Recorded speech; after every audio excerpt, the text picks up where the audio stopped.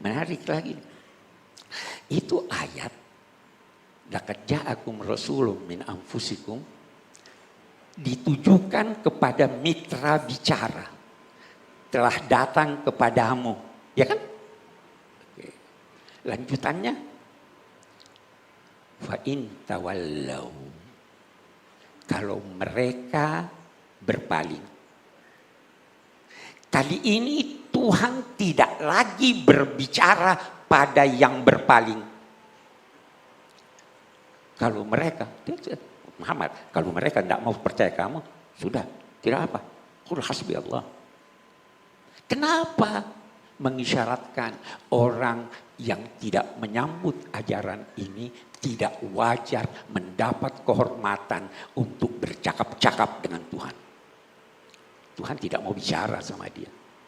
Fa in tawallau faqul, ucapkan hasbi Allah. Yang penting saya sudah jelaskan risalah. Yang penting saya sudah berusaha sekuat tenaga sampai Tuhan menegur saya bahwa jangan seperti itu. Ya, katakan saja hasbi Allah. Tidak peduli apapun yang terjadi, yang penting cukup bagi saya Allah. Itu Nabi Muhammad. Tidak wajarkah orang ini dicintai? Tidak wajarkah orang ini diikuti? Jangan duga, masih ada waktu. Masih ada waktu, saya ditegur. Jangan duga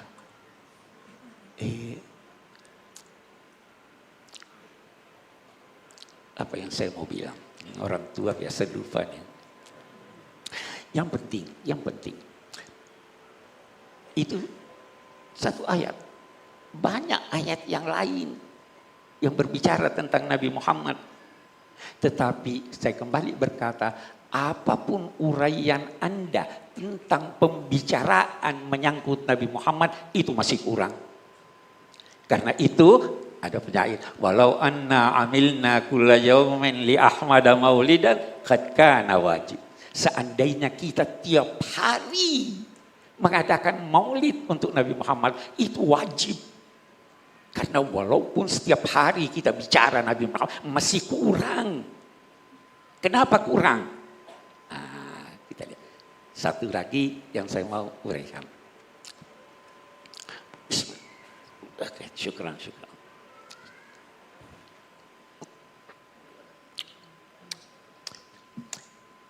Allahumma sholli alaihi. Nabi Muhammad berhasil. Anda kira keberhasilannya karena Nabi Muhammad, karena pribadi ini? Ya tentu ada, tetapi bukan karena pribadi ini. Ada tulisan, tadi saya sebut Al-Aqad, dia katakan begini. Ini inayatullah, bukan sunnatullah. Ini pemeliharaan Allah, bukan hukum sebab dan akibat. Karena bagaimana bisa lahir seorang di dalam masyarakat terkebelakang, di dalam masyarakat yang menganut faham politeisme musyrik, di dalam masyarakat yang melecehkan perempuan, bagaimana bisa dari situ lahir seorang yang menganjurkan tauhid, yang menganjurkan penghormatan pada, bagaimana bisa itu? Itu baru bisa kalau Anda berkata, kata Al-Aqad, kalau Anda berkata penyakit mengakibatkan kesembuhan. Yang normal, hukum sebab dan akibat, penyakit mengakibatkan kematian. Tapi ini penyakit tidak mau minum obat, kok sembuh? Apa ini yang terjadi? Tidak mungkin terjadi kalau tanpa inayatullah. Itu pengaturan Tuhan. Itu lam yakunil ladzina kafaru min ahlil kitabi wal musyrikin hatta ta'tiyahumul bayyinah. Bukti yang jelas tentang kuasa Allah. Apa bayyinah itu? Rasulun minallahi yatlu suhufan mutahhar. Itu. Jadi bukti inayatullah itu diberikan kepada orang-orang khusus.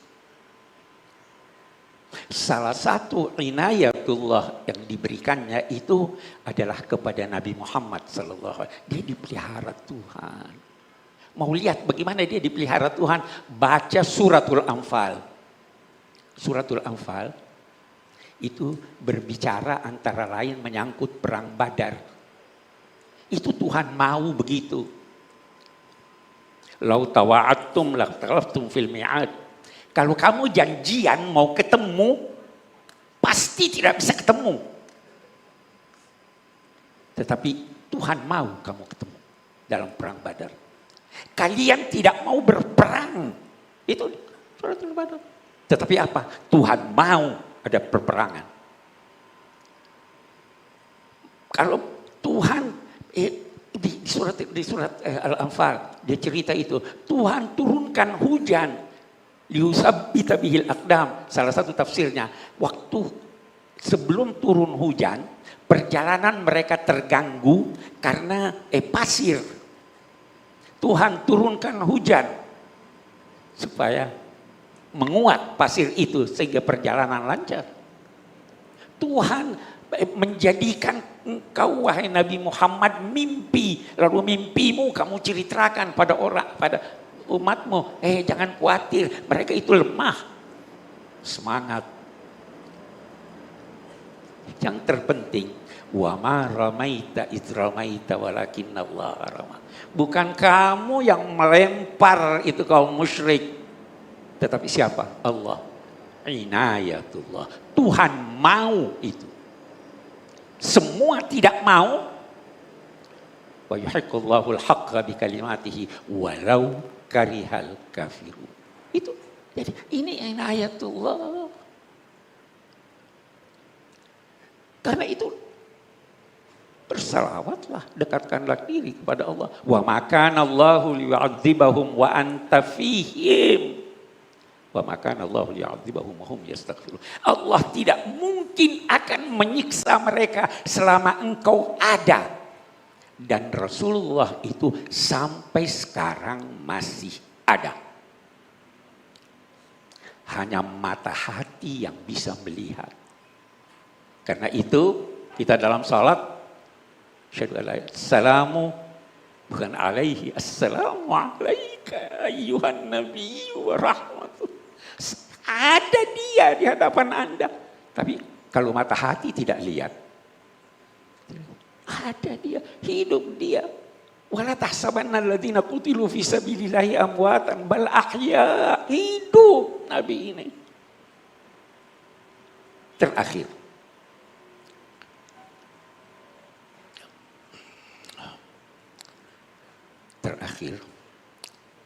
Rasulullah telah berjasa. Bukan hanya berjasa kepada kita, berjasa kepada umat manusia seluruhnya, muslim dan non-muslim. Mari kita berterima kasih pada beliau. Qul la as'alukum alaihi ajran illal mawaddata fil qurba. Saya tidak minta upah dari apa yang telah aku lakukan kecuali mencintai keluargaku. Siapa keluarganya? Saya ingin menganut faham yang memperluas makna keluarga Nabi. Siapa itu? Semua yang dekat pada Nabi. Umatnya itu keluarganya.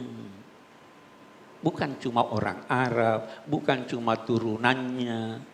Salman minna ahlal bait. Salman itu orang Persia, keluarga kita. Orang Indonesia, keluarga Nabi. Selama Anda dekat pada Nabi, cintailah keluarganya, cintailah bangsanya. bukan cuma Arab. Cintai umat manusia. Itulah kemanusiaan yang adil dan beradab. Itu mestinya salah satu cara kita memperingati Maulid Nabi Shallallahu Alaihi Wasallam. Tidak sekedar berkumpul makan-makan biaya besar, tidak. Kita harus mengambil suatu pelajaran. Oh, ini toh, begini toh Nabi, begini toh hubungannya dengan kita. Dan akhirnya saya ingin mengutip lagi Al-Aqad. Dia katakan begini. Kita tidak bisa menguraikan tentang Nabi Muhammad Sallallahu Alaihi Wasallam secara sempurna. Untung, katanya, untung. Beliau adalah gunung yang tinggi dan besar. Tetapi jari telunjuk lebih mampu memberi isyarat kepada gunung dan memuaskan yang melihatnya daripada kedua belah tangan untuk merangkulnya. Kita tidak bisa rangkul itu semuanya, kita hanya menunjuk dari jauh. Itulah Nabi Muhammad. Pandanglah dia, Anda akan terkagum-kagum dan insya Allah terdorong untuk mendekatkan diri kepada Allah dan berusaha bersahabat dengan Rasulullah Sallallahu Alaihi Wasallam. Wassalamualaikum warahmatullahi wabarakatuh. Alhamdulillah.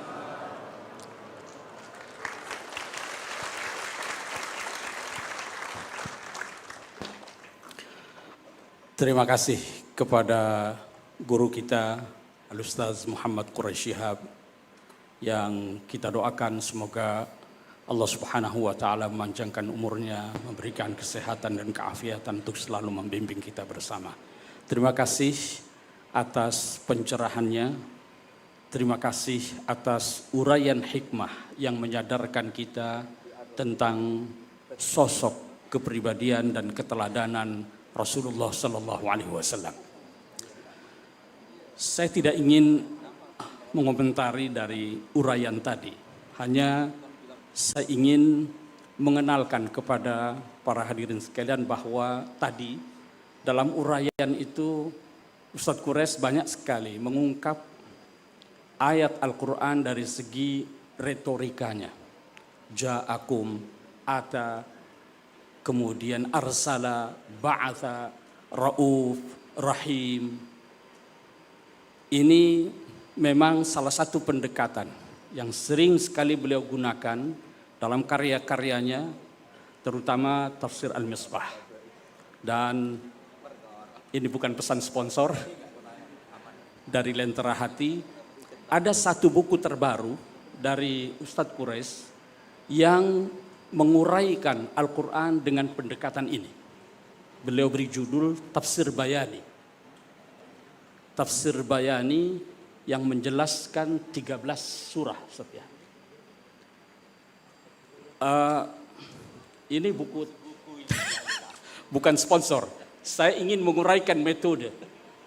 Dan bagi yang ingin mendalami cara pendekatan terhadap Al-Quran yang kita saksikan bersama cukup mencerahkan, ini adalah satu pendekatan yang sangat bagus sekali. Bukunya saya kira bisa didapati di depan ini, bukan pesan sponsor. Terima kasih sekali lagi, dan sebelum saya mempersilahkan kembali Gus Baha,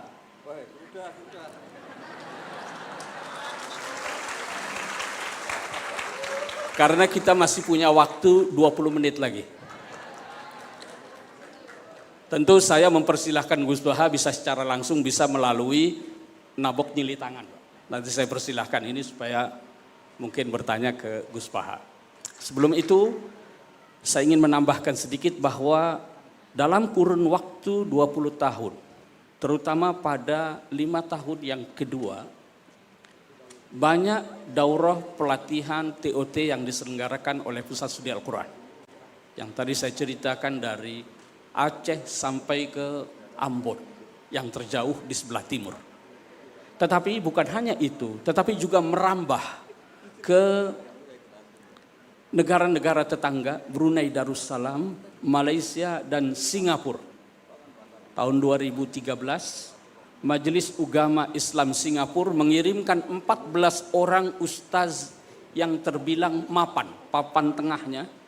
Dan sekarang dalam kurun waktu 10 tahun mereka sudah menjadi tokoh-tokoh agama di Singapura.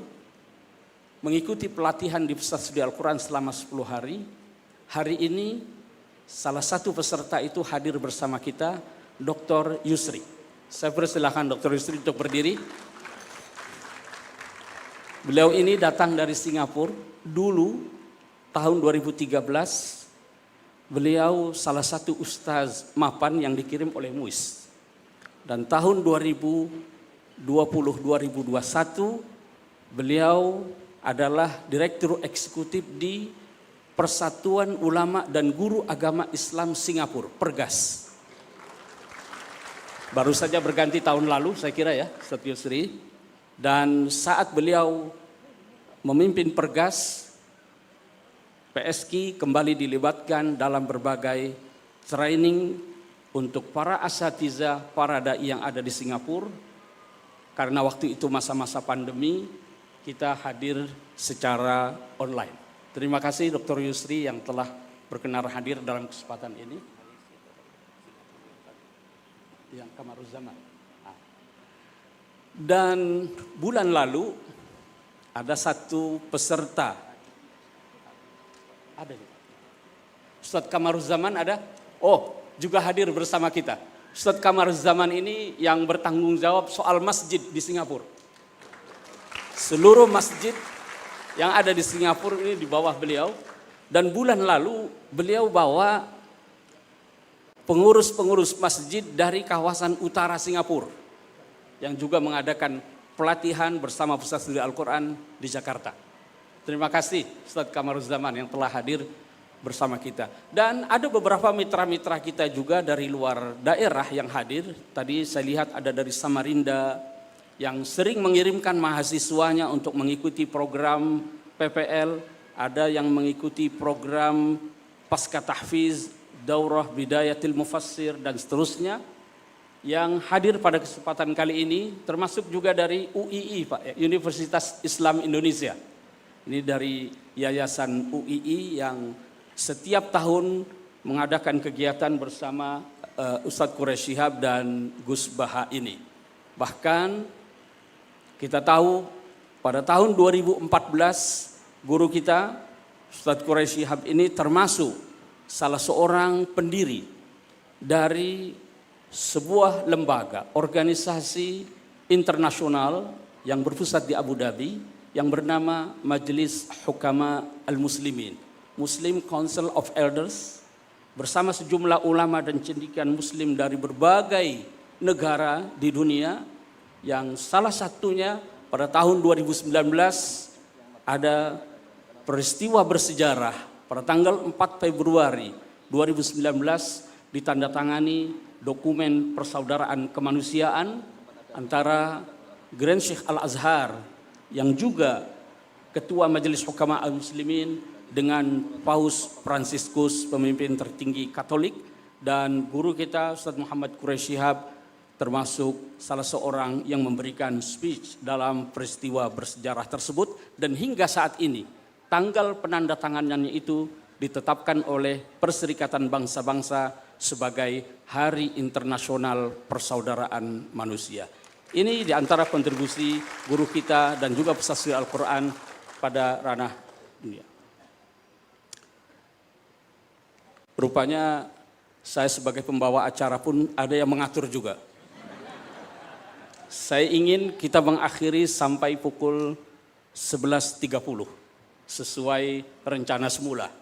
Namun rupanya masih ada beberapa rangkaian acara lagi yang saya diminta untuk mengakhiri pada pukul 11 lewat 10 menit.